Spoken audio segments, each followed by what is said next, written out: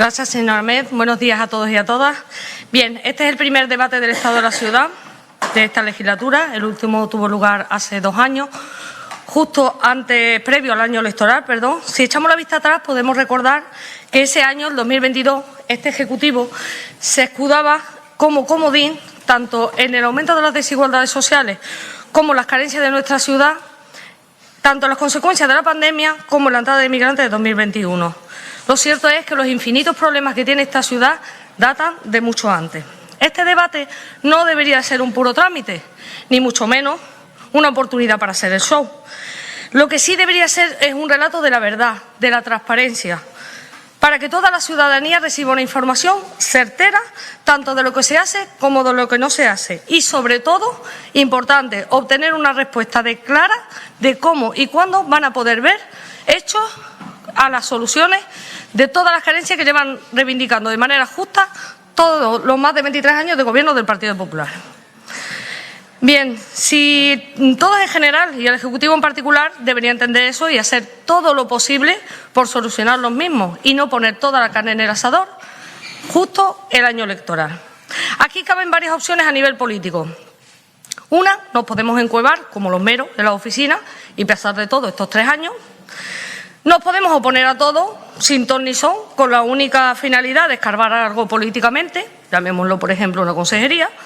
Eso sí, sin aportar nada realmente provechoso a la gente y, en caso de perjudicarle, sin ningún escrúpulo. O podemos intentar hacer y ser útiles a los ceutíes haciendo políticas constructivas. Insisto, políticas constructivas, con las herramientas que tenemos a nuestro alcance.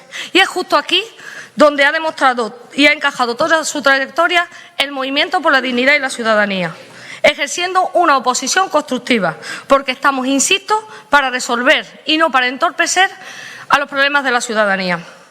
Miren, nosotros desde el movimiento, visto el panorama político que se quedaba en la ciudad después de las elecciones del pasado mes de mayo, decidimos intentar con toda la fuerza posible que nos dan nuestros 3 escaños, porque el hecho de que no seamos decisivos es compatible con ser lo suficientemente importante, obligar al Ejecutivo a dialogar para dar soluciones, sin miedo y sin complejos.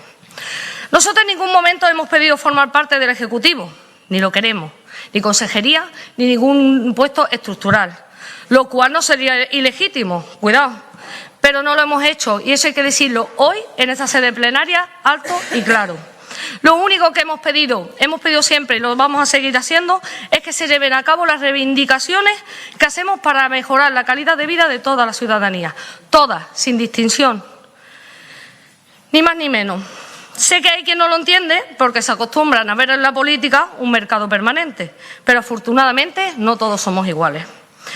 Por ejemplo, la vicepresidencia de la Asamblea, que ostenta en la actualidad el MDC y que tanto escosor parece haber levantado, lo es de la Asamblea, señores y señoras, de todos los ceutíes, no de ningún gobierno, es un cargo institucional. Deje de confundir a la ciudadanía. Escosor comprensible en la ultraderecha, porque ven ahí a su peor enemigo, pero del todo incomprensible en otros, porque parecen enfadados por haberse postulado a lo mismo y no haber conseguido el objetivo.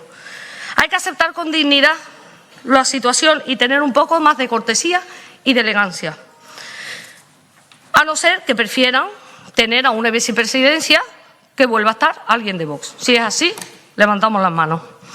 Porque no les negaremos que en el movimiento nuestro principal enemigo político, que no rival, es la ultraderecha. Nuestro y de todos los que crean en la Ceuta que tanto esfuerzo costó construir a nuestros padres y a nuestros abuelos, para que ahora vengan 4 radicales que siguen viviendo en blanco y negro, cual jinetes del apocalipsis, a decirnos que somos extranjeros en nuestra tierra, a llamarnos islamistas, cuando los únicos radicales son ellos, cuando para nosotros es un orgullo nuestra identidad, que reafirmamos aquí y donde haga falta, y que no es otra la de ser españoles, ceutíes y musulmanes. Y es que es un debate que ya queríamos superado, pero que vemos que, por desgracia, a algunos no les ha quedado suficientemente claro. No sabemos, supérenlo ya, porque parece tener un trauma. Necesitan ustedes mucho más nivel para intentar que alguna de sus expresiones o palabras hagan mella en el movimiento. Su cinismo, su mala educación, como la que están demostrando ahora mismo, sus insultos no son suficientes. Lo único que demuestra, insisto, es su mala educación. Para los míos y para mí, que ustedes consideren enemigo al MDC solo significa que estamos haciendo lo correcto, en el lugar correcto, en el lugar desde el que se les planta cara sin necesidad de caer en sus groserías, en el lugar en el que estamos los que no entendemos una ciudad sin pluralidad ni sin diversidad. Y si no quieren convivir con los demás, al menos aprendan a coexistir con respeto. Se llama respeto. Por fortuna, no somos como ustedes.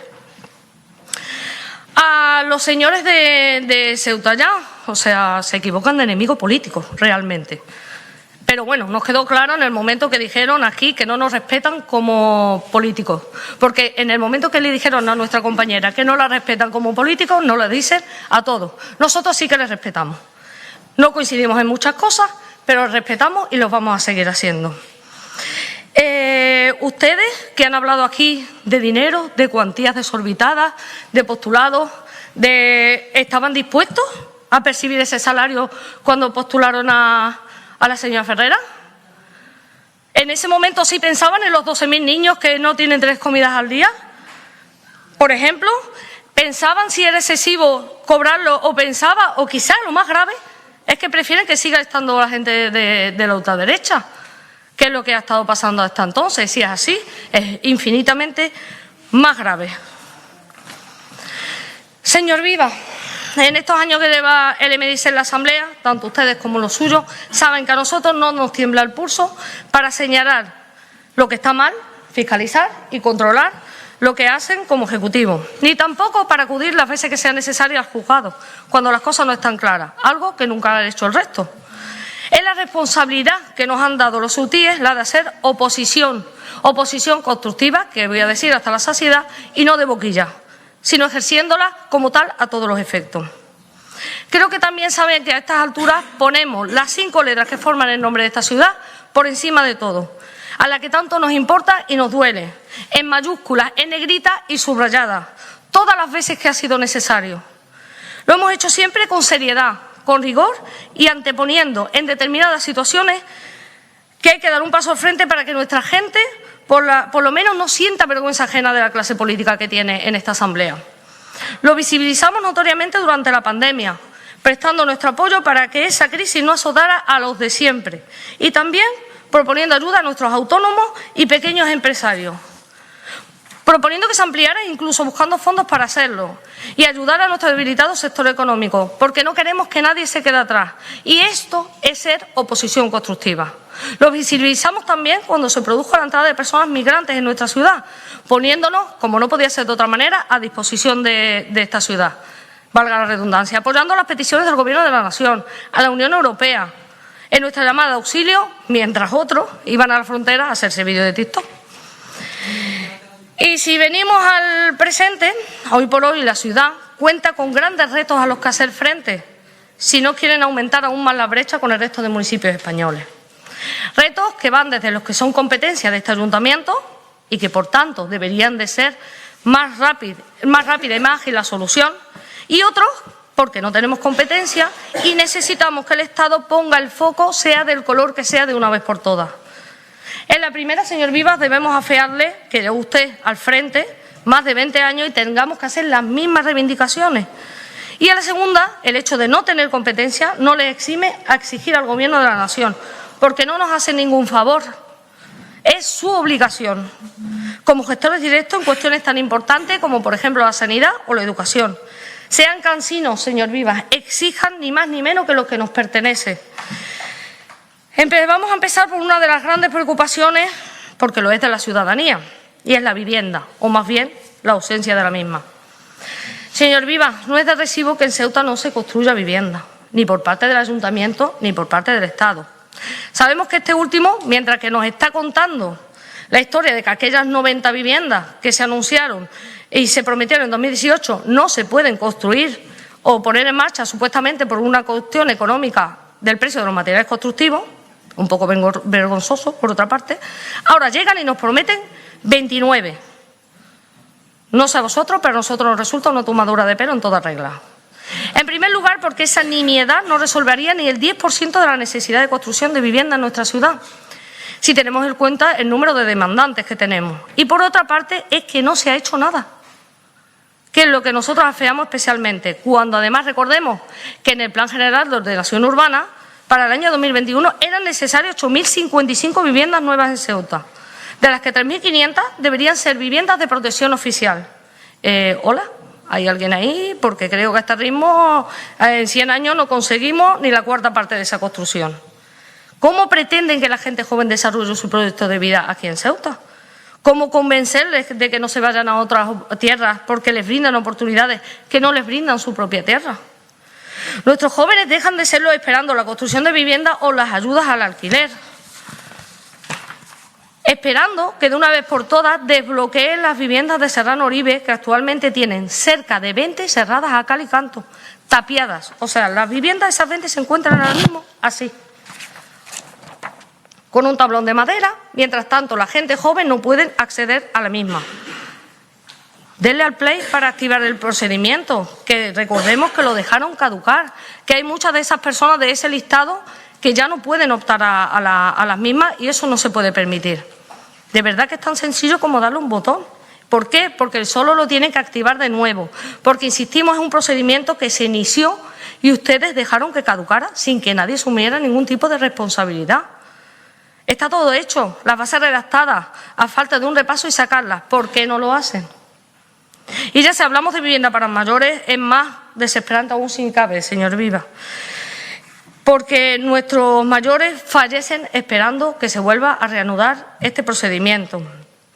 Ya sabe que si fuera por el MDC, cerrábamos definitivamente en Visesa y reubicábamos al personal en el área de vivienda, porque servir, lo que se dice servir, no ha servido de mucho a la ciudadanía. Pero ya que ustedes parecen no estar por la labor, qué menos que darle utilidad. Aprovechamos para preguntarles ¿cuándo van a desbloquear los procedimientos, tanto de jóvenes como mayores? ¿Cuándo van a convocar la Comisión de Vivienda? Y ahora hablemos de construcción de vivienda propiamente dicha, porque cuando por fin hemos conseguido arrancar el compromiso presupuestario para la construcción de vivienda, debemos afearles que en este primer cuatrimestre aún no se ha hecho gran cosa.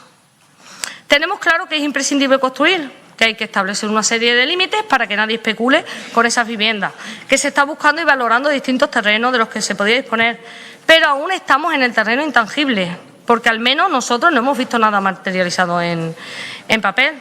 Señor Vivas, se nos pasa el tiempo y si esto se hace bien podremos desahogar a muchas familias ceutíes. Y ya no hablemos del retraso en la regularización de las promociones de vivienda Príncipe Felipe, Juan Carlos I o Juan XXIII. De momento hemos conseguido que empiecen por invertir en las obras necesarias en Príncipe Felipe para adecuar las viviendas antes de proceder a la regularización de las mismas. Pero no puede ser que tengamos que estar prácticamente desde que estamos en esta asamblea reivindicando lo mismo, en tanto en cuanto ese parque de viviendas que aún sigue siendo propiedad de la ciudad está en pésimas condiciones. Ahora mismo están en obras en Príncipe Felipe, pero es que Juan Carlos I está en pésimas condiciones. Y no solo porque han salido hace unos días los vecinos a quejarse, es que nosotros lo hemos trasladado en esta asamblea en más de una ocasión, que eran necesarias actuaciones en esas barriadas antes de regularizarse. La cuestión es que uno pregunta a los técnicos y no ponen en duda en ningún momento la viabilidad de nuestros planteamientos, ni el de construcción ni el de regularización. Lo único que falta es que ustedes le den prioridad e impulso. Hace falta proyectar menos y ejecutar más. En ese caso, el de la regularización de vivienda, ustedes deben asumir la incapacidad para hacerlo. Y esto se ve claramente en un sencillo ejemplo. Las viviendas de la Junta de Obras del Puerto, cuya regularización lleva a cabo la autoridad portuaria, se resolvieron en apenas 2 años. No sabemos cuál es la diferencia, pero si es posible en una zona de la ciudad, supongo que será posible en otra. Ahí fallan ustedes y mucho en los asuntos que se impulsan y se priorizan no solo en materia de vivienda. Si ampliamos el espectro competencial, hay que hablar del plan estratégico, donde se reconoce que es un problema recurrente la carencia de vivienda. ¿Se sabe algo de la base única, señor Viva? Porque está claro que necesitamos suelo para poder construir vivienda. Lo que no puede ser es que al ritmo que va, porque es una urgencia agilizar el suelo. Por eso queremos que nos cuente y que nos conteste si se va a respetar el calendario de ejecución de los traslados de los acuartelamientos de nuestra ciudad. En cuanto al área de fomento del medio ambiente, El tema de Brigadas Verdes, como no puede ser de otra manera, tenemos que sacarlo aquí en el Pleno. Y vamos a ser cansinos porque ya así lo dijimos en la sesión plenaria anterior. Usted sabe que desde el MDC queremos garantizar la estabilidad de la plantilla. Y ya es un imperativo político, porque así se han comprometido ustedes a que sea con nosotros. A lo que se suma también la unanimidad de esta Asamblea a la propuesta. También es un imperativo moral, porque no podemos seguir asistiendo como un centenar de familias siguen dependiendo de una subvención gestionada por la Federación de Vecinos. Es injusto. Hace 3 semanas, en la última sesión plenaria, el responsable del área nos daba un plazo de 2 semanas para constituir y citar al grupo de trabajo que solicitábamos para dar agilidad al procedimiento. Casualidades de la vida, o no, porque personalmente no creo en ella. Anoche, a las 21:38, para ser exacto, se convoca la reunión para constituir el grupo de trabajo. Nosotros lo agradecemos. Si siguen funcionando de esta manera, le agradecemos que cada vez que se saque algún tema vayamos a este ritmo. Saben que, como casi todo, es una cuestión de voluntad política. Prioricemos el futuro de esas más de 100 familias. Hablando de otra cuestión relacionada, porque aquí hay quien lo ha relacionado, costó sudor, sangre y lágrimas, para algunos más que para otros, la municipalización del servicio de limpieza pública viaria.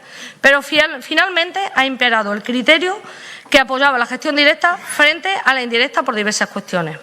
Ahora bien, supuestamente esa gestión directa se iba a llevar a cabo a fecha 1 de mayo. ¿Sigue siendo así, señor Viva? Porque hasta donde nosotros sabemos aún no se ha contratado ni el gerente, que tendrá que remangarse y mucho para ponerlo todo en funcionamiento, y quedan aún trámites por realizar.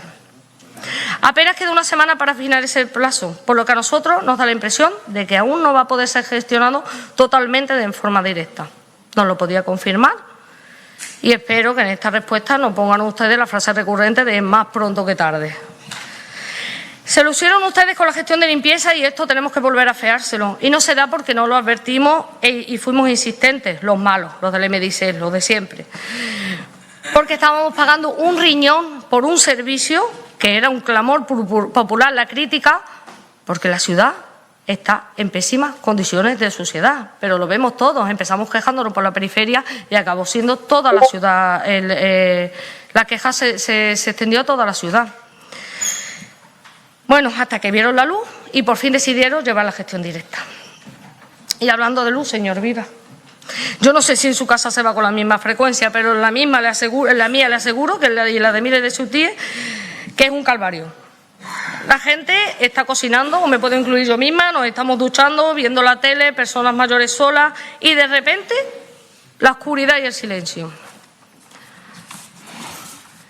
Sin ninguna explicación, además, ni justificación. O sea, apagones que causan accidentes domésticos, que se estropea el electrodoméstico, que causan quejas, indignaciones justas, porque parece que siempre o casi siempre afecta a los mismos, a los de la periferia. Esta imagen, además, es precisamente de donde yo vivo, en la periferia, y nos pasa cada 2 por 3. Lo de estudiar la forma de sancionar a la empresa no es descabellado, por el castigo que sufrimos los ceutíes con esos cortes. ¿Tendremos cable eléctrico submarino en breve, aunque usted ya haya hablado del tiempo? ¿Cuánto tiempo más durará el juego de luces y sombras con la ciudadanía en la oscuridad? Esperamos su respuesta. En cuanto al área de Hacienda, saben ustedes que nuestra ciudad, según los últimos datos del Instituto Nacional de Estadística, sigue presentando una renta por habitante inferior a la media nacional. ¿Sabe también que nuestro tejido productivo está bastante debilitado? Por eso queremos preguntar, por un lado, ¿qué hay previsto meter en el empleo de la ciudad, aunque no tengamos competencia o no las tengamos totalmente? Y por otro lado, ¿qué se va a hacer para fortalecer nuestro tejido productivo local? Cuando hablamos de tejido productivo local, lo que queremos incidir de manera muy especial es en los autónomos y las pequeñas empresas, que pese a ser más numerosas, son también las más olvidadas. ¿Qué va a pasar con nuestro régimen económico y fiscal? Le dejamos bastantes preguntas en el aire, señor Viva. En el área de educación, desde el movimiento, hemos pedido impulsando la puesta en marcha de las becas para quien finalicen los estudios de enseñanza secundaria, la ESO. El cheque estudio fue una de nuestras enmiendas a la modificación de crédito del 2023 y asimismo del presupuesto para el 2024. El objetivo era y es hacer frente a las elevadas tasas de fracaso y de abandono escolar. Hemos insistido hasta la saciedad de que no es la solución, pero que sí es un incentivo para aquellos que estudian en ese tramo de edad, se incentiven para terminar y no abandonar, teniendo en cuenta que en nuestra ciudad, en las edades comprendidas entre 18 y 24 años, tenemos un abandono de un 19,2%, frente al 13,6% a nivel nacional. Es para hacérselo mirar. En este caso debemos decir que después de insistir en varias ocasiones conseguíamos que en noviembre saliera adelante la convocatoria y en enero ya eran más de 600 los estudiantes CEUTIES que se habían beneficiado de estas ayudas. Otra de las cuestiones importantes por las que alegamos en los presupuestos de 2024 fue la implantación de la figura del personal de enfermería en los centros escolares, que a pesar de no llegar al curso 2023-24, vamos a trabajar para que esto sea una realidad en el próximo curso y en los consiguientes. Pero también creemos que se puede presionar al Ministerio, a pesar de no tener competencia, para que no tarden en enviarnos los recursos suficientes para añadirlos a ese 1.500.000 que tenemos en la partida presupuestaria que se creó. Insistan, señores del Ejecutivo. Y ahora, hablar de sanidad e inevitablemente hablar de radioterapia, de unidad de salud infanto-juvenil, de la falta de profesionales y un largo etcétera, en los que sabemos que la mayoría no tenemos competencia, pero eso no exime de que tengamos que hablar y tengamos que hacer todo lo posible. En cuanto a la clínica de radioterapia o la adquisición de la aparatología necesaria, porque no es un imperativo legal la construcción de la clínica. Tenemos un hospital universitario lo suficientemente amplio como para poder instalar en el mismo la aparatología con el personal. Y así evitar que las personas que necesiten su tratamiento de radioterapia tengan que trasladarse. Queremos dejar claro que no vamos a cesar hasta que sea una realidad. Y aquí vamos a puntualizar para aquellas que se dedican a aprovecharlo todo, incluso las cuestiones de salud, para tratar de desprestigiar. Sí, el INGES ha renovado el contrato con Genesis Care para que los pacientes reciban su tratamiento de radioterapia fuera de Ceuta. Y dejamos a los pacientes en tanto en cuanto se consiga instaurar aquí la radioterapia sin tratamiento. A ver quién engaña aquí. Seamos serios, por favor. Nuestro grupo municipal, además de conseguir al fin que se contemple de momento una partida en los presupuestos para este año, hemos tenido la oportunidad de mantener 2 encuentros con el gabinete del Ministerio de Sanidad. Uno de ellos con la recién nombrada directora del INGESA, Isabel Muñoz, a quienes le hemos trasladado y planteado con datos que demuestran que su viabilidad, la implantación de la radioterapia en nuestra ciudad, es posible. Si fue posible en su momento que la quimioterapia se reciba en el hospital universitario, lo será también la radioterapia. En cuanto a la unidad de salud infanto-juvenil, ha sido otro de los temas tratados con el Ministerio de Sanidad, además de haberlo trasladado en muchas ocasiones a esta sede plenaria. O sea, desde hace más de 4 años, el MDIC ha reiterado al Pleno de la Asamblea la importancia de crear una unidad de salud infanto-juvenil. Ni INGESA ni INSERSO, según las primeras respuestas que nos dieron la legislatura pasada y demás, han estado por la labor de reunirse para llevarlo a cabo. Incomprensible. El Ejecutivo tampoco se ha movido mucho para que esto fuera una realidad. O sea, pues, dando esa respuesta, claramente se dan por vencidos. Mientras tanto, se sigue denunciando la pasividad de las administraciones para atajar este problema. Cada vez hay más jóvenes con problemas de salud mental, pero solo nos echamos las manos a la cabeza cuando conocemos suicidios, momentos en los que ya no hay marcha atrás. La mayoría de las bajas laborales se producen por depresión y las ausencias en los puestos de trabajo tienen que ver con el estrés. Ceuta tiene una ratio de 2,5 psicólogos por cada 100.000 habitantes, es decir, 2 psicólogos para 100.000 habitantes, por 100.000 habitantes. ¿Nadie piensa hacer nada? Hemos pedido más atención al respecto, porque ya sé que me va a aludir a la cuestión de competencia. En materia de salud hay que dejar claro que las promesas vacías no curan. Si hablamos propiamente de lo que son los servicios sociales, de momento vemos una línea continuista con todo lo anterior, que no funcionaba, y ustedes lo saben, pero parece que lo urgente no les da espacio para lo importante. Llevamos años hablando de la importancia de reestructurar esos servicios sociales, para que los profesionales que prestan sus servicios, valga la redundancia, puedan llevar a cabo un trabajo de campo serio, que puedan intervenir con las familias y sacarles de la exclusión social. No se trata solo de dispensar dinero, se trata de sacar a estas personas de la exclusión social, importantísimo. De momento, llevamos años pidiendo la actualización de los reglamentos. Entre esas peticiones está la excepcionalidad de conceder las ayudas básicas, como alimentos, luz o agua, obviando las deudas con otros organismos. No podemos rechazar o denegar ayudas básicas de alimentos a personas por tener deudas. Si no pueden hacer frente a una cesta de la compra, no podrán hacerlo a unas deudas. Evidentemente tendrán que priorizar. Así como la actualización en la periodicidad de la ayuda al pago del recibo de luz. Son, entre otros, cambios necesarios para que se puedan ofrecer unos servicios de calidad, y seguir trabajando con unos reglamentos obsoletos no es el camino. Por otro lado, la ayuda a personas celíacas o intolerantes al gluten fue una propuesta aprobada a iniciativa de nuestro grupo municipal en 2017. Ahora bien, el área correspondiente dejó de convocar desde el año 2021 estas ayudas a las familias que no pueden hacer frente al sobrecoste de esa alimentación. O sea, es que aquí podemos ver claramente la diferencia, y es que es el triple una cesta de personas sin gluten a personas con gluten. En muchas familias es imposible de mantener, y estamos hablando de salud. Cuando interpelamos sobre este asunto, en septiembre de 2023, la responsable del área nos respondió literalmente que no se convocan porque existía un problemilla con las bases, pero que tenía voluntad de sacarlas adelante.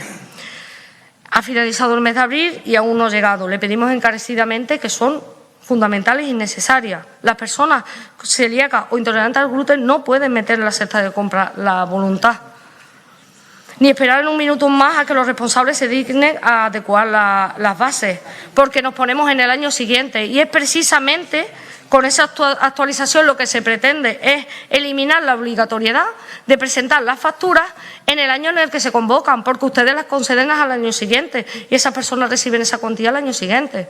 Es una incongruencia. Esperemos que los reglamentos no se actualicen también más pronto que tarde, y esperamos la modificación de esas bases y la posterior convocatoria en breve. En el área de turismo, algo no funciona si con la ciudad que tenemos no hemos conseguido, aunque sea una de las más deseadas de visitar y de conocer. Tenemos infraestructura, tenemos un rico patrimonio histórico y cultural, tenemos una magnífica oferta gastronómica y, sin embargo, llegan pocos turistas, o lo que hacen, lo más grave es que lo hacen de paso. Precisamente no sabemos si es por el precio del barco, que algunos se quejan, o precisamente porque no tenemos una oferta turística lo bastante rica como para que les permita quedarse y disfrutar de nuestra ciudad. Hay lugares maravillosos con grandes atractivos paisajísticos como es Bensú, que necesitan una mayor puesta en valor. Desde nuestra formación seguiremos insistiendo en la construcción del mirador de Bensú.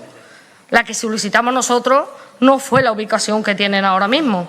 Nada que ver con la chapuza que ustedes han hecho, que lo pueden llamar cualquier cosa menos mirador. Lo único que se ha conseguido con esa chapuza es causar molestias a los vecinos de la zona. Por supuesto, podemos hablar de la falta de rutas patrimoniales, porque para empezar tenemos en abandono los más de 90 bienes de interés cultural, así como una zona de ocio, en este caso el programa marinero, que casi hay que dar gracias cuando uno pasea por ahí a los locales que aún siguen subsistiendo. Unas playas que podrían estar infinitamente en mejores condiciones. Un mirador de Isabel II abandonado que desde hace años necesita de un proyecto que esperamos que no se dilate sine die para ponerlo en valor. No sabemos bien por qué, pero ustedes no acaban poniéndose manos a la obra. Desde el movimiento, de momento, le hemos dejado una tarea responsable del área, que es el futuro camping para autocaravanas, que estaremos vigilantes, como en el resto de cuestiones, para que se cumpla. En el área de recursos humanos, ¿cuánto tiempo llevamos esperando que este ayuntamiento cuente con una RPT? Como usted bien sabe, cuando una corporación no tiene una relación de puestos de trabajo bien definida o estructurada, puede encontrarse con problemas de transparencia, con plazas ocupadas por empleados no aptos, prácticas indebidas en la organización de puestos y plazas, y un largo etcétera, sin necesidad ninguna. Creemos que también es una cuestión muy importante para que esta Administración recupere su músculo, que claramente está atrofiado. Esta Administración necesita de esa relación de puestos de trabajo como agua de mayo, y ustedes lo saben, y lo lleva necesitando desde hace más de 20 años, pero parece que hasta ahora, al menos, no ha sido una prioridad.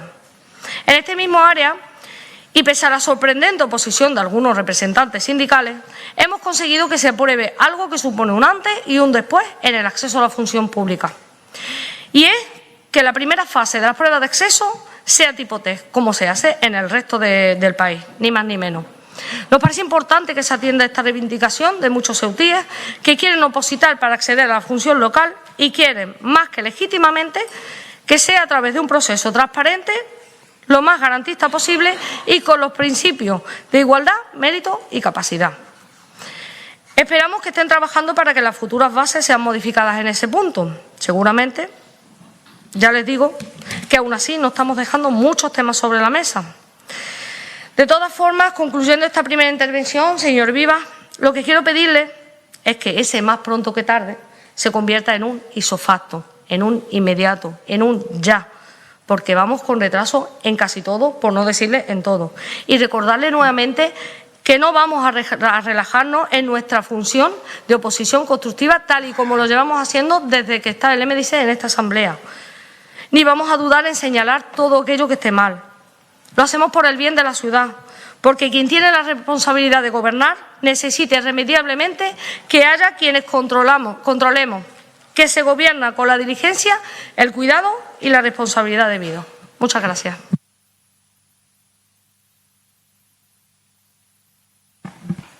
Muchas gracias, señora Mohamed. A continuación tiene la palabra el señor Vivas por un tiempo ilimitado.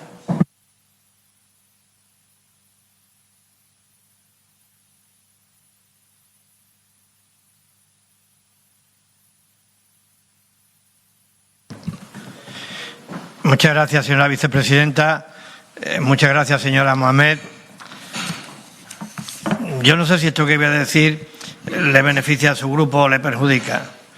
Lo digo con absoluta sinceridad. Creo que esta es la oposición que necesitan nuestras instituciones. Yo creo que esto de ver la oposición como una oportunidad para construir debería de ser algo que no admitiera discusión y, por supuesto, debería de ser algo que no fuera criticado. Porque, claro, ustedes me dirán a mí, todos, cómo se le pueden pedir al Gobierno eficacia en la gestión y en la realización si está en minoría y no cuenta con el apoyo mayoritario de la Asamblea. Eso es pedir un imposible. Eso es únicamente ver la política desde la concepción de yo obstaculizo, yo bloqueo y así se lo pongo peor al Gobierno, desconociendo una cosa, que no se lo está poniendo peor al Gobierno, que a quien se lo está poniendo peor es a los ciudadanos que no reciben las prestaciones y los servicios que desde el Gobierno se pueden llevar a cabo. Yo no sé si le hago un favor, pero creo que su grupo está manteniendo, como ha demostrado hoy aquí, una actitud constructiva, plantear propuestas, facilitar la gobernabilidad y al mismo tiempo ser luego exigente con el Gobierno a la hora de los cumplimientos. Y creo que, aunque el vaso se pueda ver medio lleno y medio vacío, esto es legítimo también, y ustedes lo ven medio vacío y piden más y lo piden con insistencia, yo también creo que esa línea de diálogo está funcionando y está funcionando en áreas muy sensible. Luego recurriré a los temas más concretos, pero creo que está funcionando. Creo que esa línea de diálogo, insisto, es constructiva. Ustedes podían haber adoptado otro camino, el de decir, bueno, allá se las apañen, nosotros a lo nuestro, a tratar de ampliar nuestro electorado, a traer aquí cosas imposibles, aunque no sean viables, que ya tenemos a alguien a quien echarle la culpa. Entonces, esto no lo están haciendo y esto lo debo de reconocer. Y, como digo, afecta a cuestiones sensibles y en positivo. Ustedes han hablado de la educación. Evidentemente no tenemos competencias en la materia, pero estamos acudiendo a quien las tiene y no estamos tampoco desertando del compromiso histórico de seguir apoyando a la educación a pesar de no tener competencias materiales en dicho ámbito. Porque yo tengo aquí que recordar que el programa de refuerzo educativo, que atiende a cerca de 15.000 alumnos y que hay más de 70 profesionales, Esto fue durante estos 20 años del desastre que algunos dicen ha sido el gobierno del Partido Popular en Ceuta. Antes no había. Esto empezó siendo un convenio útil que pagaba el Ministerio y esta Administración ponía la percha, y ha terminado siendo una iniciativa que está sostenida financieramente exclusivamente por el Gobierno de la ciudad, en educación. El importe que invierte esta ciudad en becas, que también es fruto de este Gobierno del desastre, pues resulta que es en cuantía equivalente a lo que invierte el Ministerio, 3 millones de euros. Por tanto, creo que no se nos puede pedir. Si hablamos de infraestructuras, el campus universitario se hizo con el músculo de esta Administración. La promoción de las 3 bibliotecas que ahora tenemos, que partíamos de ninguna, Adolfo Suárez, la estación del ferrocarril y la antigua sede de la UNED, la primera es del Estado, pero con el impulso de la ciudad, y las otras 2 íntegramente de la ciudad. Y ahora estamos por la labor. Ahora estamos por la labor atendiendo su petición de llevar a cabo un plan director para la rehabilitación de los colegios de Ceuta, dotado con más de 4 millones de euros durante la legislatura, y atendiendo su petición, el otro día le trasladamos al secretario de Estado la necesidad de resolver una serie de cuestiones, de demandas de la sociedad ceutí en el ámbito de la educación, y entre ellas la de la implantación del servicio de enfermería escolar. Esto no puede caer nuevamente bajo la responsabilidad financiera de la ciudad. No tenemos capacidad, al margen de competencia. Por tanto, tenemos que buscar la colaboración del Estado, y es lo que estamos haciendo. En el ámbito de la vivienda, lleva usted razón. Llevamos mucho tiempo sin llevar a cabo las construcciones de vivienda en Ceuta. Pero creo que más que apuntar a lo que no se ha hecho, y lo que no se ha hecho tampoco es culpa de este Gobierno, porque hay que tener en cuenta quién tiene las competencias en la materia, y la caída de la construcción de viviendas de protección social no ha sido solamente en Ceuta, ha sido en toda España. Por tanto, creo que eso hay que revisarlo. Pero es cierto que por causa de su iniciativa, hoy tenemos un esquema estratégico en base a los ejes en los que se debe de actuar en materia de vivienda, y vamos a actuar en esta legislatura. El plan de inversiones contempla un fondo de 18 millones de euros para convertirlos en ayudas directas para la construcción de viviendas que se destinen luego al alquiler o a la venta a precio asequible. No queremos tampoco en esto lanzar las campanas al vuelo ni despertar falsas expectativas, pero los números nos dicen que pueden salir del orden de 600 viviendas como consecuencia de esa línea. Tenemos una oportunidad que antes no teníamos, y es la aprobación del Plan General de Ordenación Urbana, gracias al apoyo de los grupos que así lo propiciaron en esta Asamblea. Eso lo tenemos que también poner al servicio de la promoción y de la construcción de vivienda. Tenemos la asignatura pendiente y vamos a traer una propuesta para rebajar la carga fiscal de la construcción de vivienda, que es la más alta de toda España en el caso de Ceuta, porque como consecuencia del efecto cascada que el IPSI provoca en este ámbito de actividad, en lo que significa la construcción, se dispara esa carga fiscal, y la consejera de Hacienda tiene intención de traer a lo largo del ejercicio una propuesta en este sentido, como también la trajo respecto del gravamen aplicable a los proyectos estratégicos y la atenuación de la carga fiscal y tributaria al comercio. Estamos abordando el asunto de la rehabilitación de las viviendas. Ya están en marcha las de Juan 23, las de General Carvajal y las de Príncipe Felipe. Ahí son propiedad de la ciudad, por tanto es más fácil actuar.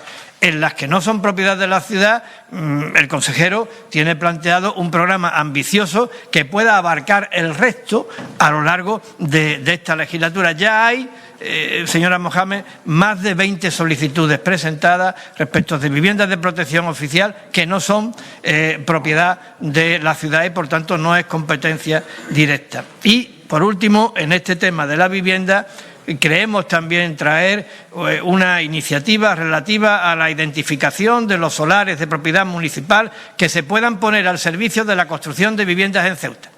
y de hacerlo antes de que termine este año y con el beneplácito del Pleno de la Asamblea, que definiría también cuáles serían los instrumentos jurídicos para viabilizar esa cuestión. Por otra parte, también ustedes han hecho especial hincapié en esa actitud crítica respecto de la acción de Gobierno promoviendo iniciativas en el ámbito del transporte urbano, y creo que se está avanzando, quizás no a la velocidad que a usted le gustaría, hablando de transporte, pero se está avanzando porque próximamente se someterá a este pleno el asunto de la ordenanza del taxi, que creo que con las contribuciones de todos se puede mejorar esa reglamentación tan importante, y también creo que se van a revisar las tarifas del servicio al objeto de acomodar la viabilidad de estas empresas de autónomos. Por otra parte, creo que lo de los autobuses va a ser verdaderamente revolucionario, un hito, porque ya están comprados todos los autobuses y vamos a poner a Ceuta, como se merecen los ceutíes, en la primera división desde el punto de vista de la flota. Ahora quedará, señora Ahmed, también entre todos, porque estamos en minoría, entre todos tendremos que determinar cómo planificamos las líneas, cómo aumentamos la frecuencia, cómo atendamos los sitios donde no es, entre todos, porque solos no podríamos, ni aquí ni en el Consejo de Administración de la sociedad que tiene encomendada esta función. En el tema de las barriadas, tanto ustedes como el Grupo Socialista insisten mucho en esto y nosotros no dejamos de ser sensibles, y gracias a esa insistencia pues ahora tenemos el proyecto de Jadú, al que antes les mencioné, el proyecto de Benzú. Me refiero a grandes obras de infraestructuras, grandes obras transformadoras de los equipamientos urbanos en esta zona. Pero vamos a procurar que esto sea permeable en toda Ceuta, y hay un plan específico para lograrlo, y lo tendríamos que llevar, como digo, con el acuerdo de todos, porque si no sería imposible. En el tema de sanidad y educación, a la educación me he referido antes, y la sanidad, pues creo que entre todos también tenemos que procurar que la sanidad en Ceuta tenga unos niveles de satisfacción equiparables al conjunto de España. Esto es un objetivo al que no podemos renunciar en cualquier ámbito de la sanidad. Y no podemos renunciar porque el objetivo, lo decía antes, de la presencia del sector público y sobre todo en los servicios esenciales es arraigar la población, es garantizar la igualdad de los ceutíes con el resto de España, es favorecer al desarrollo y al empleo. No se puede arraigar la población si la sanidad aquí está peor que en el resto de España. No se puede favorecer el desarrollo económico de Ceuta si el que venga a Ceuta para invertir piensa que va a tener una cobertura sanitaria peor que la del resto de España. No se puede cumplir con la Constitución si los españoles no somos iguales en sanidad, con independencia de cuál sea el lugar de residencia.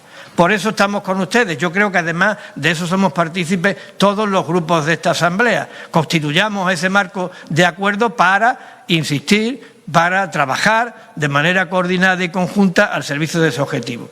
En el ámbito de la radioterapia, lo mismo, siempre respetando el criterio científico, el criterio técnico, porque lo que no podemos hacer es perjudicar la calidad que se preste el servicio por tal de tener el servicio en nuestra ciudad. Eso no es bueno para los pacientes y eso no sería bueno, por tanto, para este objetivo. Y en lo de la salud mental lleva usted toda la razón. Es un asunto que no es competencia de nosotros, pero creo que tiene que ser un objetivo nacional el abordar esta problemática tan dura del incremento de los problemas en materia de salud mental, sobre todo en nuestros jóvenes. Se lo dije antes al señor Mustafa y se lo digo a usted ahora, señora Mohamed. Lo que está pasando en Ceuta con la luz es lamentable. El futuro está próximo y me van a decir ustedes, este hombre con tanta edad es ingenuo porque se lo cree todo. Pues yo me lo creo y además me lo quiero creer. Yo espero que el proyecto del cable eléctrico, que es algo verdaderamente revolucionario para nuestra ciudad, en muchos aspectos sea verdad y se realice pronto. Eso va a significar, si se lleva a cabo, la inversión más grande que en Ceuta se ha realizado durante los últimos 100 años. Yo aplaudiré eso, aplaudiré hasta extenuarme. Y lo aplaudiré porque significa conectarnos a la península y, por tanto, darle estabilidad y seguridad y calidad al servicio que reciben los ceutíes. Y aplaudiré porque significará que en materia de suministro eléctrico no tendremos limitaciones de cara al desarrollo. Y aplaudiré porque es un cordón umbilical con la península. Por tanto, ese es el futuro, y es un futuro que está cercano. Se lo digo porque me lo han contado y me lo quiero creer y me lo creo. Pero además, mientras tanto, no puede ser que hasta que no se termine el cable eléctrico, pues estemos en esta situación de precariedad a la que usted ha mencionado. Y me decía el consejero que es muy sensible a este respecto y que tiene pensamiento, tiene intención de llevar a cabo una auditoría externa para comprobar por qué ocurre esto en nuestra ciudad y para actuar en consecuencia. Lo vamos a hacer, señora Mohamed, no le quepa la menor duda. En cuanto a Hacienda, pues mire usted, yo creo que las cosas se están haciendo bien desde Hacienda. No diría que se están haciendo muy bien, porque mire usted, Ceuta, de manera justificada, tiene la fiscalidad más baja que existe en toda España, salvo el caso de Melilla, en algo que afecta a todos los ceutíes. Y esto, habrá quien diga, sí, pero esto es bajarle el impuesto a los ricos. No, cuando resulta que nosotros en imposición indirecta, gracias a la gestión que se está llevando a cabo en Hacienda, tenemos un tipo de gravamen del 5,5% aproximadamente, y la media nacional está en el 17%, significa que eso afecta al consumo de los productos más básicos de todos los ceutíes. Y ese impuesto indirecto lo pagamos todos, tenga mucha renta o tenga poca renta. El impuesto indirecto no distingue en función de los niveles de poder adquisitivo. Luego, me parece a mí que esa contribución de buen trabajo que se está haciendo desde Hacienda es una contribución a que no ocurra lo de la Ceuta de las dos velocidades. Y mire usted, desde la derivada que esto tiene en cuanto al crecimiento económico, parece que decir esto suena mal, alguien se enfada. Yo creo que nadie debe de enfadarse de las buenas noticias que ocurren en Ceuta. El PIB de Ceuta ha crecido por encima de la media nacional, puesto a dar estadísticas. Un 7% desde 2019 a 2022. Esto no es malo. Entonces, si no es malo, tampoco digo que se aplauda. Pero, hombre, que tampoco es para enfadarse. En cuanto a la revisión de los reglamentos en los servicios sociales, creo que es necesaria, y la consejera también lo sabe, y la consejera se compromete a que antes del 30 de septiembre todos estos reglamentos estén elaborados y sometidos al criterio de esta Asamblea, y a que se resuelvan de manera eficaz, al margen de la voluntad política que la tenemos, las ayudas a los enfermos celíacos. Y creo que en turismo el señor Chequi, al margen de sorprendernos con sus intervenciones aquí en la Asamblea cada vez que interviene, al margen de generar el aplauso que yo no alcanzo, señor Chequi, está haciendo un trabajo extraordinario en el área. Sabemos que hay un problema estructural, varios problemas estructurales. Uno es el coste de la llegada a Ceuta, que no podemos negar que para el no residente es caro, aun cuando se está haciendo mucho por abaratar ese coste. Lo tenemos en el plan integral como una de las medidas estrellas. También tenemos una limitada oferta hotelera, esto es así, pero yo creo que todo eso, teniendo en cuenta la intensidad del trabajo que se está llevando desde la Consejería en colaboración con los profesionales de la misma, vamos a afrontarlo seriamente. El dato alentador lo di en mi primera intervención. A pesar de todo esto, hemos tenido las cifras de pernoctación y de número de visitantes más altas de los últimos años. Que esto nos anime, y en particular en relación con su propuesta de el establecimiento, el estacionamiento, el espacio dedicado a los autocaravanas, creo que se está trabajando en ese sentido y de acuerdo con las propuestas que ustedes han presentado. Por tanto, creo, señora Mohamed, que el vaso puede estar medio vacío y medio lleno. Creo que es responsabilidad de todos sacar estos asuntos que tenemos encima de la mesa, y creo que entre todos podemos conseguir esa Ceuta con la que soñamos y que es posible, que es viable, una Ceuta de la que todos nos sintamos orgullosos de vivir en ella. Muchas gracias, señor Mohamed. Muchas gracias, señor Vivas. Tiene la palabra la señora Mohamed para dar la réplica por un tiempo de 10 minutos.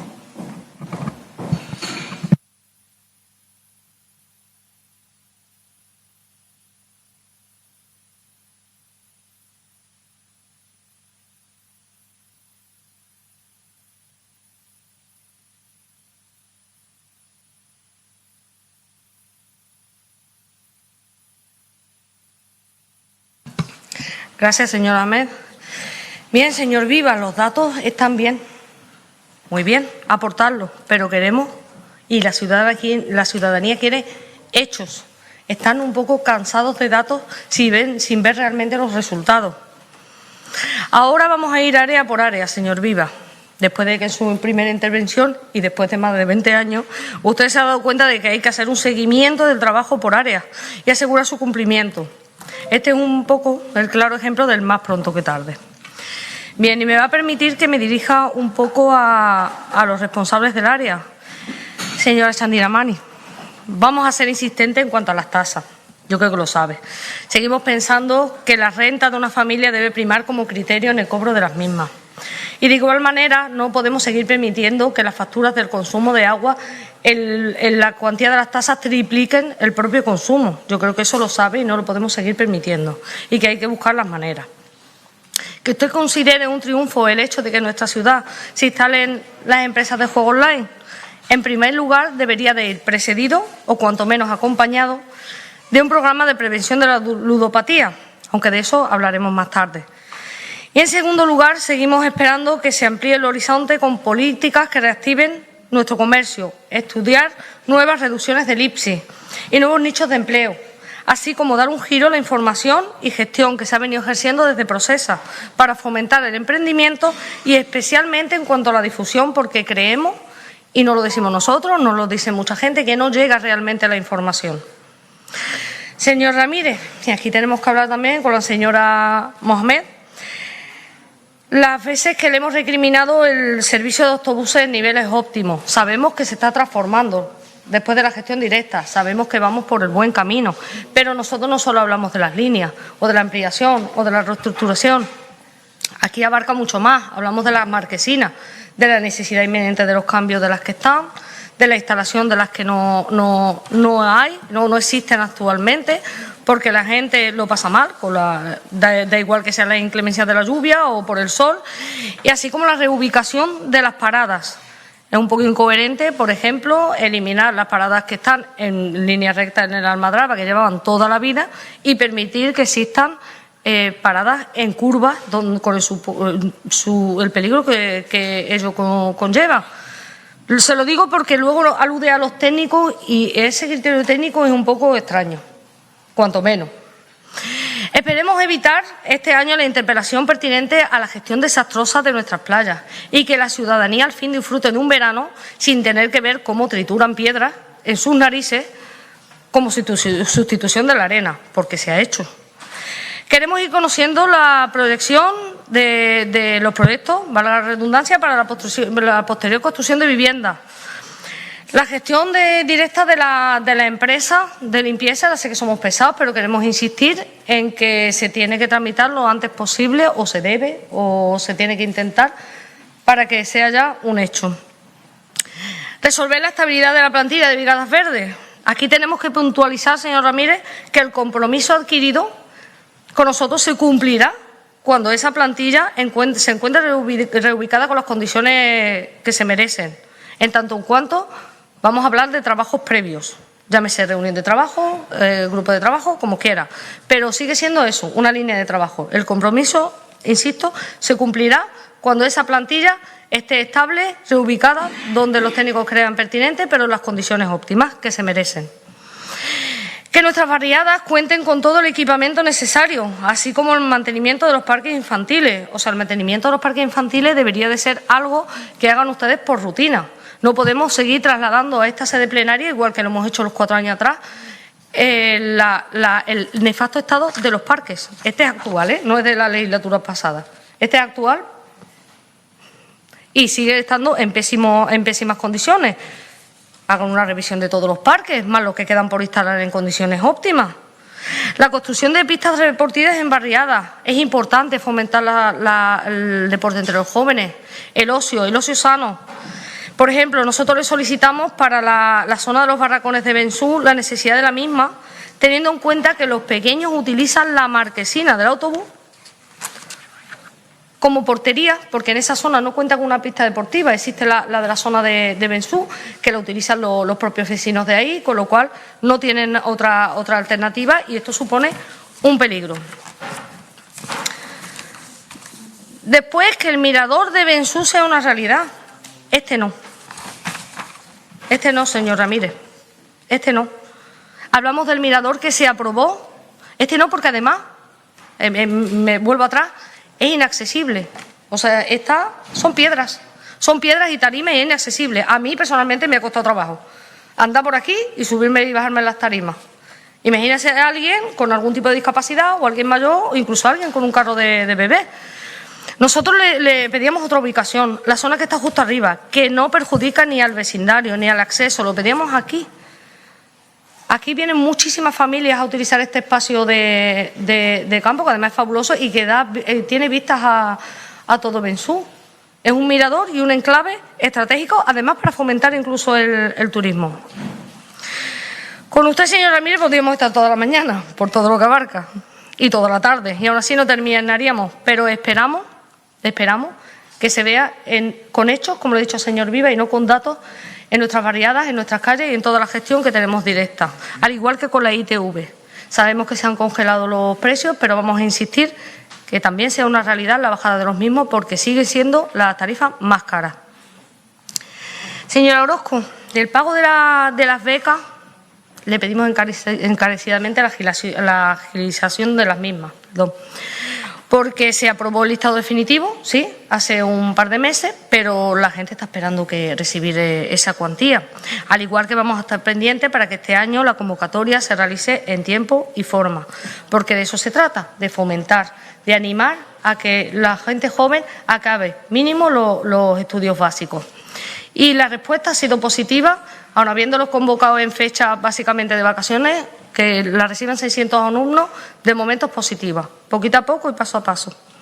Asimismo, el convenio para que los centros escolares cuenten con el personal de enfermería, nos parece que hay que insistir mucho más. Sabemos que dependemos de la otra parte del Ministerio para que sea una realidad. El mantenimiento de los centros escolares.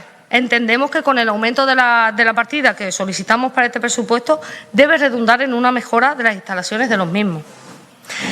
Señora Bencina, sabemos que somos pesados, pero no lo podemos evitar porque tenemos que reiterar la necesidad de contar con los reglamentos modificados, las bases para poder convocar las ayudas a las personas con celiaquía intolerante al gluten. Importante el albergue municipal. Usted nos puso fecha, 2026. Entenderá que a estas alturas la confianza en los plazos en este Ejecutivo es cuanto menos dudosa, pero haga todo lo que sea necesario para cumplirlo. De su consejería depende la gestión de las familias más vulnerables y por eso no queremos que ustedes sigan un continuismo del trabajo que se ha estado haciendo hasta ahora. Señor Chequi, la espera eterna de la apertura de la aduana comercial no puede ser la excusa para poner en valor e impulsar otro tipo de turismo. Sabemos que ese ha sido hasta ahora muy importante, sigue siendo importante, pero nosotros tenemos un enclave geográfico importante, inigualable, y se puede abrir el abanico a otras tantas posibilidades. Al igual que confiamos en la puesta en marcha de todas las políticas del parking de caravanas, de otro tipo de impulsos, de rutas. También confiamos en que abra el abanico para las posibilidades de atraer otro tipo de turismo y que redunde en nuestra ciudad y a la misma vez en nuestros pequeños comercios, porque es inevitable que sea toda una cadena. Igualmente, no puedo olvidar que tenemos pendiente la bajada de las tarifas deportivas, la reducción de las tarifas deportivas, al igual que el hecho de contar con un gimnasio gestionado por el ICD no puede ser mucho más caro que cualquiera particular. Eso también hay que revisarlo. Señor Gaitán, usted tampoco se va a librar. Decirle que hemos solicitado que se vuelva a activar el grupo operativo de apoyo, GOA, de la Policía Local durante los fines de semana para evitar la presencia de los taxis piratas y aún no hemos recibido respuesta. Y que como máximo responsable de recursos humanos esperamos que las próximas convocatorias de acceso al empleo público la primera prueba sea tipo T, así como que la RPT sea una realidad en esta legislatura. En realidad podríamos estar abarcando así toda la mañana, pero no es de recibo por cortesía parlamentaria. Señor Vivas, nosotros no aplaudiremos, pero porque creemos que tanto el trabajo del Ejecutivo como el del Gobierno de la Nación es una obligación. Pero sí nos congratularemos de que las cosas se vayan solucionando y que redunde en nuestras calles, en nuestras barriadas y en el día a día de nuestra ciudadanía, porque eso significará que somos útiles en esta Asamblea, que es para los que estamos, para trabajar por y para la ciudadanía. Muchas gracias.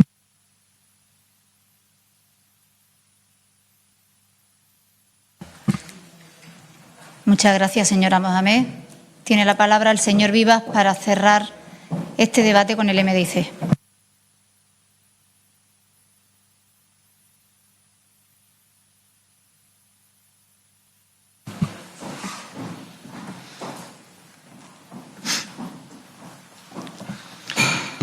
Muchas gracias, señora vicepresidenta.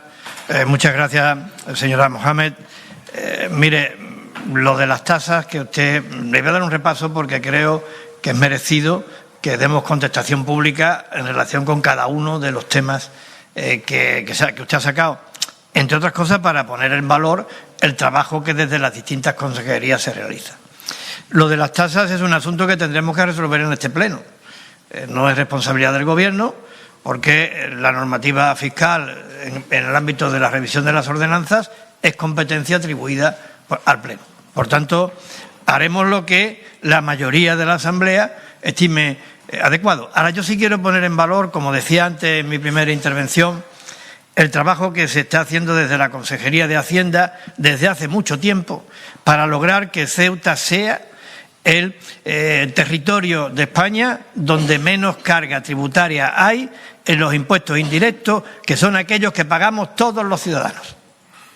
Esto es un mérito que no es fácil, porque ha habido momentos en que esto se ha cuestionado desde las más altas instancias y ha habido coraje, determinación y sensibilidad para evitar que eso ocurriera.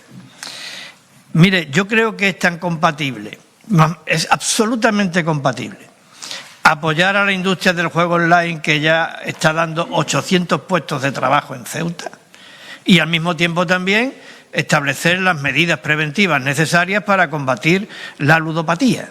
No existe inconveniente, es factible, es lo deseable, con esta adicción y con cualquier otro tipo de adicción cuya práctica esté amparada por el derecho y sea legal, reglada y ordenada.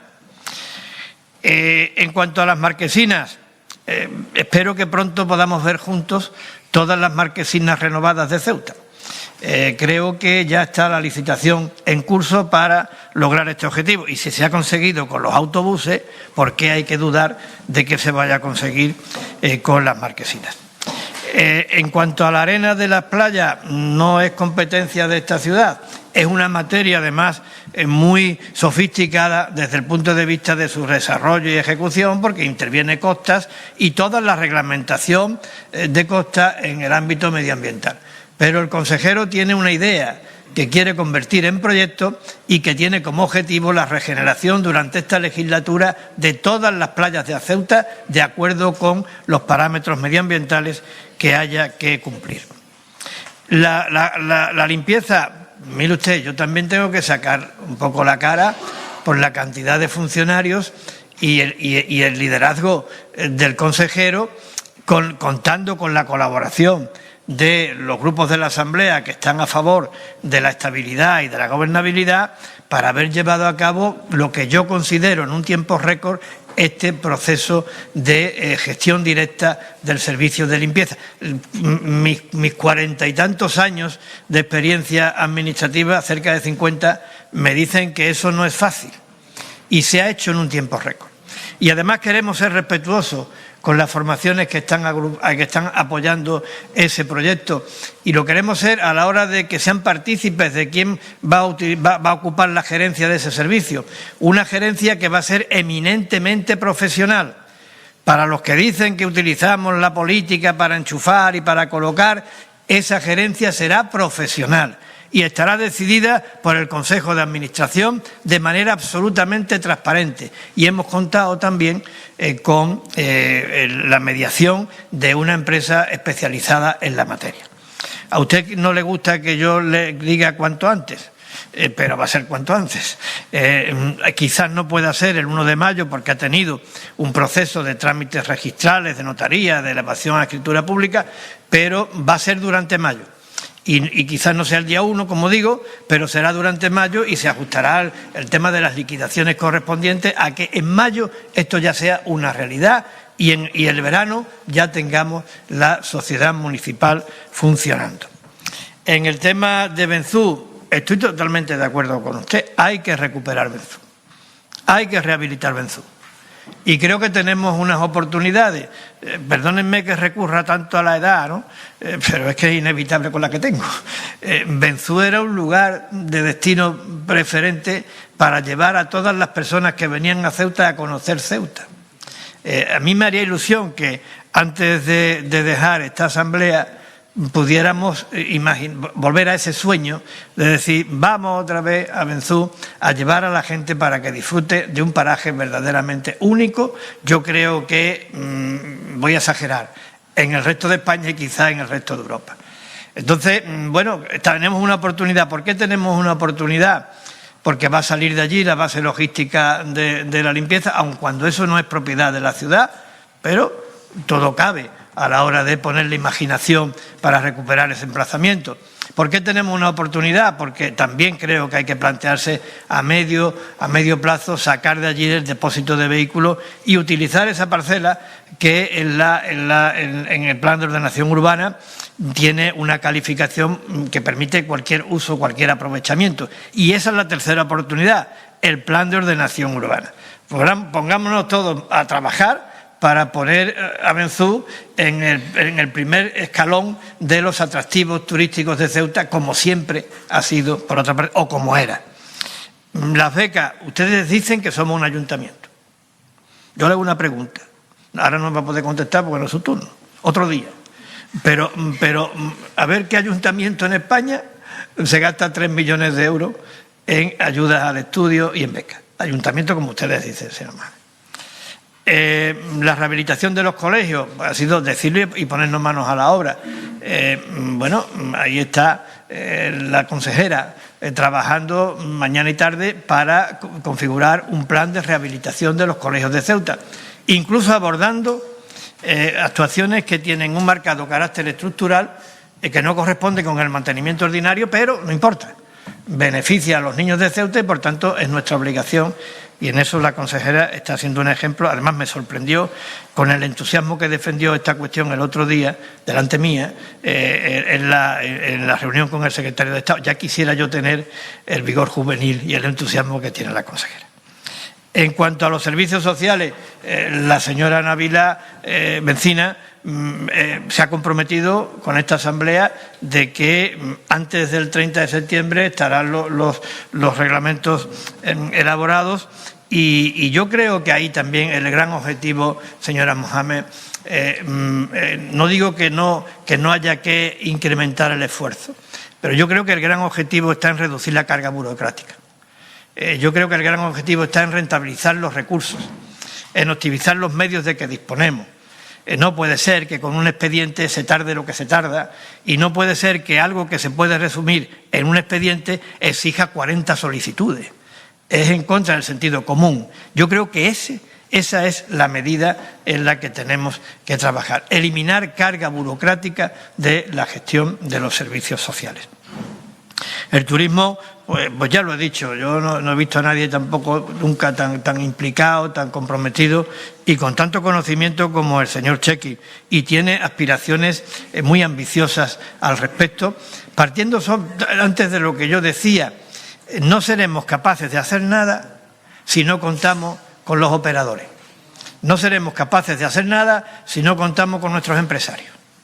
Nosotros aquí lo que tenemos que estar es para facilitar el camino y la realización que marquen los expertos, para facilitar el camino y la realización de las propuestas que partan de la representación empresarial. Y quiero decir también que hemos sido, yo creo que muy consecuentes con ese modelo, potenciando hasta niveles como nunca antes se había conocido nuestra apuesta por el diálogo social en el ámbito de la mesa de diálogo social. Para afrontar situaciones tan dificultosas como la pandemia, como el episodio de mayo de 2021 y como ahora el reto de un modelo económico alternativo que traiga riqueza a nuestra ciudad. También le digo, en el ámbito de deporte, creo que son relevantes las cifras de números de usuarios que tiene Ceuta en cuanto a la práctica deportiva, sea en eventos, sea en escuelas deportivas, sea en uso de instalaciones. Creo que en eso estamos jugando la Champions. Lo digo de verdad. Y eso no es mérito tampoco de ningún gobierno, eso es mérito de la sociedad ceutí en su conjunto, que ha entendido que el deporte es una vía de inclusión, una vía de tener una vida más saludable, una vía constructiva, incluso para ser mejores en todos los aspectos. Y nuestro consejero de la Policía Local pues está entregado, la verdad lo digo, para lo que haga falta. Lidia con algo muy difícil, porque lo mismo lidia con el tema de incrementar las plantillas, tecnificar el servicio, renovar la flota, que también con el área de menores no acompañados, que no es fácil, y lo hace yo creo que con una entrega y una solvencia verdaderamente ejemplar. En cualquier caso, estamos en minoría, los necesitamos, ayúdennos, que no nos ayudan a nosotros, que están ayudando a Ceuta. Y esto yo creo que es lo importante. ¿Qué nos corresponde a nosotros? Evidentemente cumplir con los compromisos. Y yo le aseguro que tenemos la mayor voluntad de cumplir con los compromisos. Me comprometo, valga la redundancia, a dar cuenta puntual, detallada, periódica del cumplimiento de esos compromisos. Y me comprometo a algo más. Me comprometo a asumir responsabilidades en el caso de que los compromisos no se cumplan y además no se justifiquen. También esta Asamblea tiene el mecanismo para exigir el cumplimiento de esa responsabilidad. Muchas gracias.